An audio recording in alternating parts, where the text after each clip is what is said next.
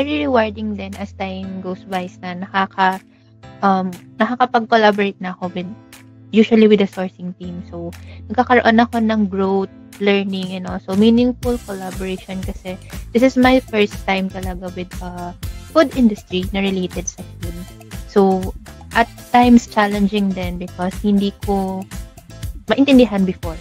Pero yun na nga, with the help of the team, so mas lumawak yung learning ko about this kind of industry. And also masaya because aside from sourcing team, I get to collaborate with other departments such as FSQA. So lalo na din nung nag-Cape Town tayo. So mas naging kilala ko pa yung buong